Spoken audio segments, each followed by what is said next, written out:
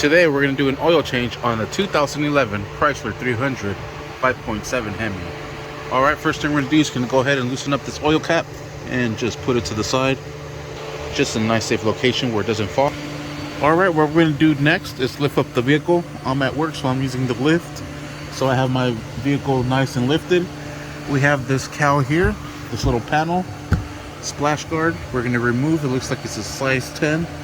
We're going to take this one, this one, this one, and this one off. And that should hopefully let it come loose.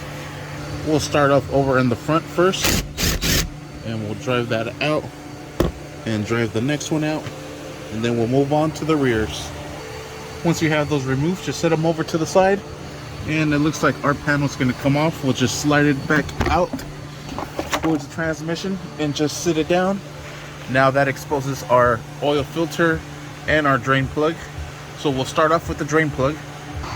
Alright, we're going to be using a size 13 to loosen up that bolt, and we're going to be using this little spider contraption to loosen up that air filter with an extension. Oil filter to get that loose. But first we'll start off with the drain plug. Line up our oil catch pan, loosen this up.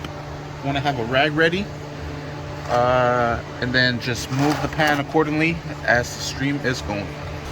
Alright, what I usually like to do is just tap this end with my fist as I'm holding the top end with the other. That way you're able to break the bolt loose just like an impact wrench. Then we'll go ahead and remove this.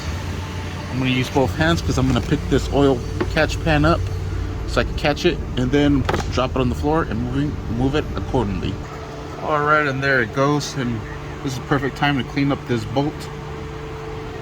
And we'll just move this oil pan as it's draining. There's a little driplet here, so you might want to try to catch that. There it goes. That just started right now. Alright, and it's been going for like 5 minutes already. Let's go ahead and clean this off and cap it off, and we'll go ahead and tighten this back up. Not too tight. Now we'll go ahead and remove that oil filter.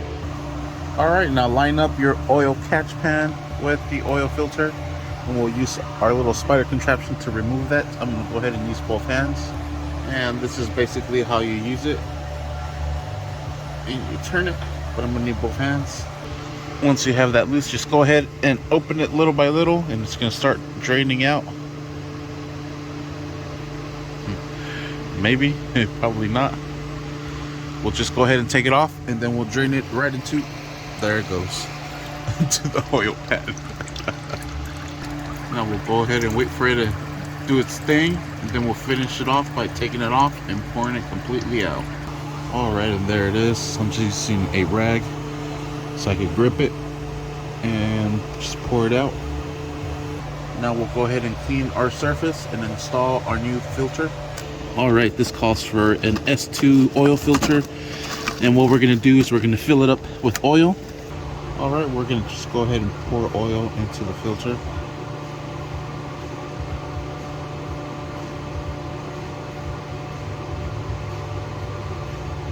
That way the engine doesn't suffocate when you turn it on. And then we'll go ahead and install it. We'll grab a little bit of oil and put it all around the rim. Alright, and we're ready to install it. I already cleaned my surface, so I'm just going to go ahead and screw it on there. We'll grab our rag and hand tighten it. Then we'll put the cover back on. Alright, just slide it right under here. Put in the bolts in the rear to hold it into place. Put in the bolts in the front. And then we'll go ahead and secure everything down.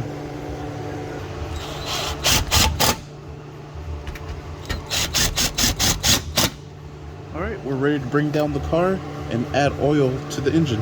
Alright, we'll grab our funnel, put it into play. It's going to take 6.5 quarts, so we'll just finish. This is the one I was adding to the filter. We'll just make this one half, and then we'll add the rest of the oil. And that's about half right there, I think. Now I'll go ahead and pour in the new one, and then we'll throw in the 5-quart one. Once you finish pouring the oil, go ahead and put the cap back on. And what I like to do is grab the funnel, put it on top of the old ones that I just used, the containers, and throw the old oil into the container I just used, and then take this to our nearest recycling. To reset the oil life on the 2011 Chrysler 300, all you simply have to do is go into the run position without stepping on the brake.